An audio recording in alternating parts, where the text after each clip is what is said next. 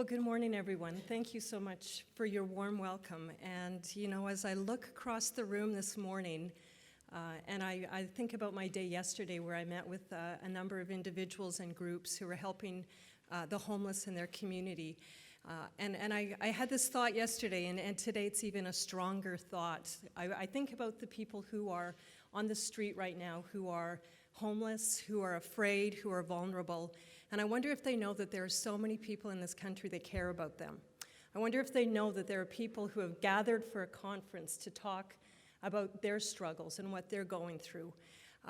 Sadly, they probably don't know, but I think what's something that we can celebrate and something that I'm very proud of as I look across this room is that they will be able to reap the results of a conference like this. They will be able to reap the results of all of our discussions and hard work. So I want to begin by thanking all of you for being here. I know for many of you, you've traveled from very far parts of Canada to come to Ottawa. I certainly hope that you're enjoying this beautiful city and enjoying being together. But I want to thank you as individuals and as community leaders for being here. I also want to thank Tim Richter, who has grown to be a very good colleague and a common partner in this goal. And I know for all of you, the work that he and the Canadian Alliance to End Homelessness has done is very, very important. Organizing this conference, the very first conference of its kind here in Canada, is so important. And so thank you so much, Tim. And again, thank you to all of you for being here. I'm very pleased that Employment and Social Development is helping sponsor this event and one of the sponsors. And again, it's so important that we can come together like this to talk about a very important and a very challenging issue.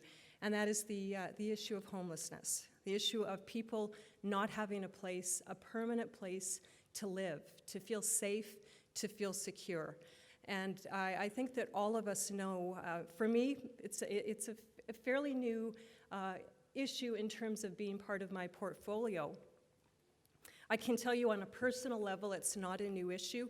I grew up in a home where my mom and dad, for reasons that maybe motivate some of you, and probably there are other reasons that many of you are motivated, but for my mom and dad, it was a faith issue.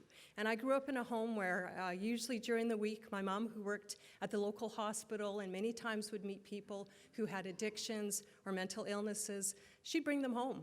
And they'd be sleeping on the couch or sleeping in one of the spare rooms, be over for a few meals, till they found another place. I was a kid, so I really didn't even know what happened with them. Maybe they'd be back a week or two later.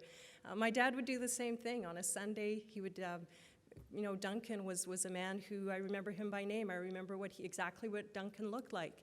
Duncan had an alcohol problem. And on Sunday, my dad would always bring him home for dinner. And we'd always have Sunday dinner with Duncan. So I knew homelessness through that focus and through that filter, I guess, because I just saw it as people who were in need, and we were there to help these people. But I think for many of you, it's even beyond that. It's about human rights and people having the right to live a healthy, strong, productive life. And so, again, it's a challenge that I think for all of us, we come to it for different reasons and with different motivations, but we want the same goal, and that's to see people in Canada, all of us, happy, healthy, and successful. I think that we can agree that the complexity of homelessness is vast. People become homeless for a variety of reasons, whether it's an addiction, whether it's a mental illness. It could have been a serious injury, maybe the loss of a job, a divorce. I mean, there are so many things that any one of us could experience at any time, and maybe we have experienced. But for some people, maybe it's a combination of those things. It leads them to a place in their lives where they find themselves on the street, and they find themselves without a home. They find themselves without a place to then try to get out of that difficult situation. And we know as well that the cost of homelessness is extremely high. It's high in so many ways, whether it's financially. I've seen estimates that the Canadian taxpayers pay as much as $4 to $5 to $6 billion annually because of homelessness, and the cost of homelessness is very high. There are also intangible ways that homelessness is costing our society. whether it's hospitals, organizations that don't have enough resources. There's so many ways that we recognize that this challenge is costing. And of course, the biggest cost is to those individuals who are on the street. Many times they have families who haven't seen them, who haven't talked to them for many years, and those families are also paying a price. Those families are also feeling a sense of loss. So we know that there's a financial cost, and we know that there's also a cost to society. A nationwide study that was produced by my department shows that each year about 150,000 people are in the emergency shelter system. Unfortunately, this number has really not changed substantially over the last number of years. And I think what it tells us is the status quo is not working. I think it tells us that although, and I'm going to talk a little bit about the great efforts that are going on around the country, I think we recognize that the approaches that are currently taken, although there is some success, but I don't think we're seeing the numbers that we want to see. I don't think we're seeing, and I think many of you agree, that's why you're here these few days. I don't think we're seeing those results that we'd hope to see and would want to see in terms of helping people get off the street and living productive, successful lives. Frankly, I don't believe that the problem will be solved with just more money. I don't think that just more money is the solution. I think that I think we need to acknowledge that if we continue down the same path, we are going to just get the same results, which is not something that any of us desire. I want to challenge all of you today as I'm speaking, and I want to challenge myself and maybe stretch my way of thinking and stretch my comfort zone. And I think that's what I want to do with you today, is maybe stretch your comfort zone and stretch how you view this issue and how you see we can solve it. Because I think it's only when we stretch the way we think and kind of get out of a normal paradigm or something that we've seen as normal and think about a new solution to a problem, that's when together, whether we're the federal government, provincial, municipal leaders, whatever our leadership venue is, or community leaders, I think that's how we get things accomplished. As I said, I don't think that more money is the answer, frankly, I don't think a press release asking for X or a news conference demanding Y, or another news conference patting ourselves on the back, as sometimes government is very good at doing. I don't think that's the answer either. I think that we need to change how we address this issue. We need to change how we look at it. I do want to say, though, there's a lot of good work that's being done. I'm going to take advantage of the water.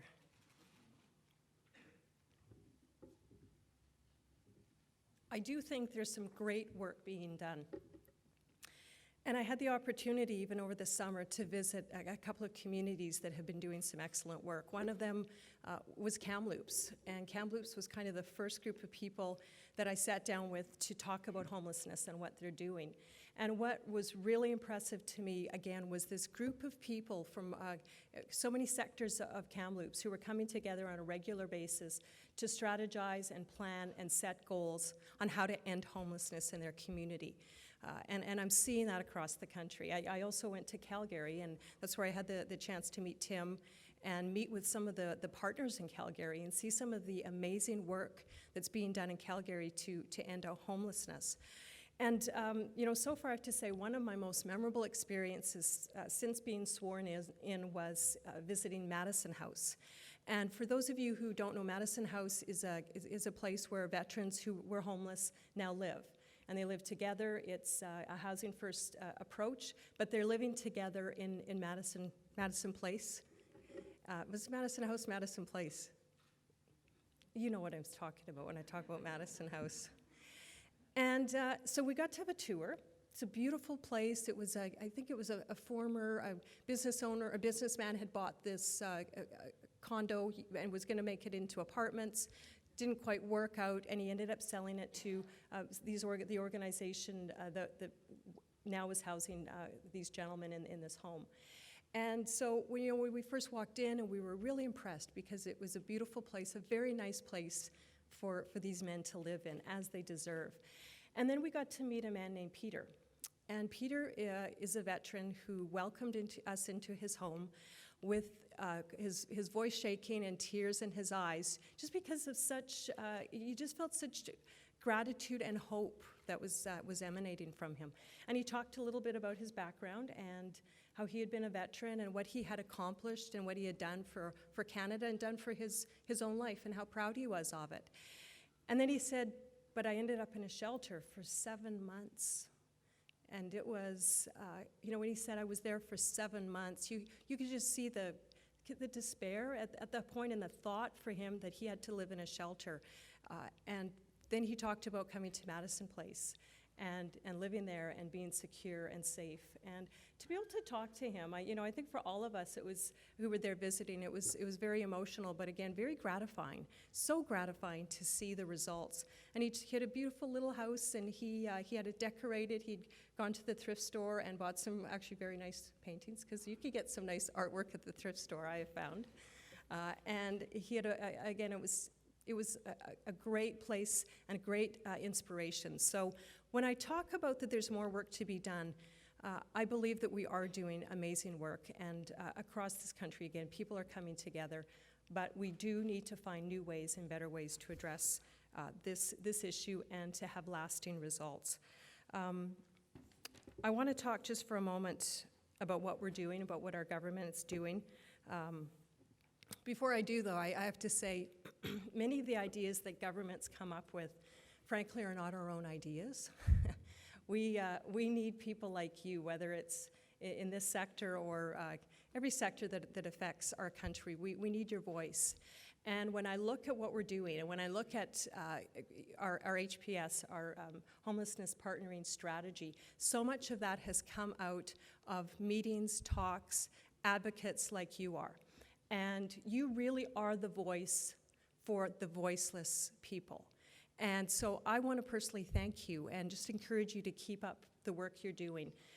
We need your continued pressure. We need your continued suggestions and sometimes very vocal and very forceful suggestions, because that's how results are accomplished. So when I talk about the homelessness partnering strategy and even the new focus, it's because of your ideas. It's because of your work, and because you refuse to stop talking to us, and you want us to listen. And I'm happy, as a new Minister for Social Development, it's a brand new portfolio that the Prime Minister has created. He cares very deeply about this issue, and he's given me this responsibility of homelessness. And so I'm here to, together with you, help solve this problem. So again, as I talk about what we're doing, I want to give you a lot of the credit, because you deserve it. In 2007, our government launched the Homelessness Partnering Strategy, which is all of you know as HPS, with the goal of ending homelessness in Canada. The way that it works, as many of you probably know, is we deliver funding to 61 communities that have a significant problem with homelessness, as well as to Aboriginal, rural, and remote communities. And I think what's great about HPS is it allows communities to determine their own goals. In all of the funding, as you know, we have community entities and community groups that look at their communities and determine what's required and what's necessary to help fight and to help those who are homeless in their specific community. I grew up in rural Manitoba. Very, very different challenges than even in the city of Winnipeg, and very, very different challenges than probably the city of Vancouver. And so it's so important, and I think the strength of HPS is that it allows communities to work and to determine their own goals. I think we can be proud of the results and the work that we've been able to do with our partners. We have seen positive outcomes, and I think we're very excited about what's going to be coming forward with the new focus for HPS, and that is housing first. In Economic Action Plan 2013, our government announced an investment of almost $600 million over 5 years to renew HPS. And we did so with a very strong focus that was based on evidence, that was based on on proven results, and that focus is housing first. When I first heard about housing first, I thought, well, it really makes sense. Not only is it evidence-based, but it makes sense.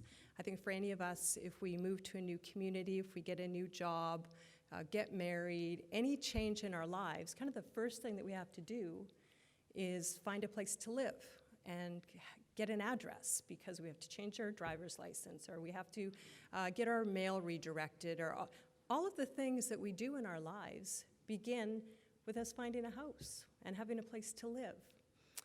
And something so simple and yet so powerful is what Housing First is. And again, I'm probably telling you all, you know even more about this than I do, but I really do like talking about it. I think it's good. So I hope you will indulge me as I talk for a few minutes about Housing First. It gives people who are homeless a place to live immediately. It gives them a safe and secure home, and it provides, part of it is it also provides the treatment that they need, whether it's help with a mental addiction, whether it's a physical illness, a mental illness. It helps and provides support. So the first part of Housing First is providing that safe home that these individuals know, as long as they, I think this is great. People who are living in a house do have to be good tenants or good homeowners, and that's, I think, a very fair and reasonable expectation. And that's what I like about Housing First. It actually allows the person who's homeless to be part of the solution. It allows them and gives them the power to be part of controlling and making their own lives successful. And I think that's such an important part of any one of our lives, is when we can do things for ourselves and accomplish things for ourselves. So Housing First gives people a home. It then provides services, treatments, support for them. And the goal is to help get these people back on their feet and leading productive, healthy, strong lives. Again, though, the first step is to give this person a home and people a home, and it will be theirs that no one can take away from them, and they don't have to leave. And that's such a strong foundation for people who have for so long lived on their own and been alone, been on the street. And I think what's great about Housing First and what the evidence has shown, it's not just people's thoughts or feelings, it's helping those who are chronically homeless, people who have been on the street and just can't seem to find a new way to get out of that situation. So in 2008, what we did is we provided funding to the Mental Health Commission of Canada to undertake a pilot project. We wanted to make sure that this was truly good for Canada and it was going to work in Canada. And so they created a pilot project called At Home Chez Soi. And I think the results for all of us were very compelling. They were very strong results. Preliminary findings indicated that for every $2 spent on Housing First participants, the system saved $1 by reducing the cost of public services, visits to hospitals, police and justice, and shelter savings. And I think these savings were even greater for individuals who were high users. Over a 12-month period, Housing First participants spent an average of 73% of their time in stable housing, compared to only 30% for homeless people in a control group. And I met with an individual just this morning who was part of that, and we talked about it at length. And he said how lucky he was because he drew the number where he was not part of he was in the stable housing, and the outcome for him, he was very fortunate, very happy that he could be part of that group, and he's doing very well today. Communities consistently are telling me about the successes that they're having while implementing this approach, and I think that for many of you, you'll hear the same thing throughout this conference. Now, I also know that for many of you, and I really understand, and I think about this a lot, I think for many of you, it can also be a little worrisome. Boy, how do we do this? We've been doing the way we do things, we've been doing it for a long time. We know how the funding's going. We know how we can fund our shelters, our transition homes. And now you're asking us to switch to Housing First. I think for many of us, a big change like that is concerning. And I want you to know that we're listening, and we want to address that and make sure that for all of you, especially in very small communities where you don't have a lot of money to work with, we don't want to put undue pressure, certainly on you, and we don't want to put pressure or hurt those people who are currently being housed and that you're helping. I think that we've found a good way to transition, and again, we're listening to you, and we want to see, as things move forward with Housing First under HPS, we want to continually talk with you and monitor and see how things are working so that, again, the best results are achieved. But what we've done is we've built some flexibilities into the Housing First requirements. For those communities who are receiving under $200,000, so small amounts, and you're not rural or remote, you can continue as you are doing. There's no requirement for Housing First. We certainly will encourage you. I think your peers will encourage you and talk about it, but HPS will continue to be funded to you, and there'll be no requirements. Then at the top level, the top 10 communities across the country, so the Montreals, the Winnipegs, the Vancouvers, et cetera, the requirement for you, as you probably know, would be a 65% Housing First approach, which still leaves 35% for you to use, again, in other approaches. And then for everyone in between those two, we are asking for a 40% Housing First approach, with 60% for you to, again, continue, whether it's, if you want to use more funding towards Housing First, that certainly is your option, and we're going to encourage you to continue, though, with what is best suited for your community. We are hoping, and we're hoping that together as we work with you, I think even the conference this week is going to help share experiences and maybe alleviate, if you have concerns and if you're worried about how you're going to implement this in your community. We're really hoping that as you come together and the flexibilities that we've built into the program will, again, just produce some very good and some strong results without putting undue pressure on you, your organizations, and certainly on the people who are homeless. I want to say in closing, and I'm just about going to wrap it up. I don't know about you, but I really, really would like to work myself out of this job. I do not want to be the minister who for the next forever and ever and ever years is just managing homelessness. And I think for all of you, this is not a job creation program. There are all kinds of other challenges that you would have in your community, and I think for all of us, our goal should be to truly end homelessness in Canada. I was talking to a group yesterday, and we talked about that and said, is it a realistic goal? And somebody gave me a great example, and they said, you know, when we talk about workplace safety, we don't say, well, is it a realistic goal that nobody will ever get hurt at work again? No. We just talk about workplace safety and expect workplace safety. And it's the same thing with homelessness. Is it a realistic goal that homelessness can be completely eradicated? You know, I'll leave that up to all of you to think about and ponder, but I think it's the goal that we should all aim for. I think we should all aim to end homelessness, to truly end it, to all work ourselves out of a job. I know that's kind of maybe a lofty goal, but I think it's one that we all have and we all want, because this isn't about my job. It's not about your job. It's not about a position that you're going to hold on to or that I'm going to hold on to. It's about helping Duncan and helping Peter and helping a woman named Edna. I remember Edna was a woman that my mom and dad would bring home many times. It's about helping men and women and children across our country. And I know that's why all of you are here. I know that's your heart's desire. I know that's your goal. And for some of you, you've been doing this for a very long time. And I'm excited because I think the next time we gather, we're going to continue to see some very, very good numbers, positive numbers, and we're going to be able to continue to work towards our goal of ending homelessness in Canada. So I just want to thank you again very, very much for all of the work that you do. I thank you for having me this morning.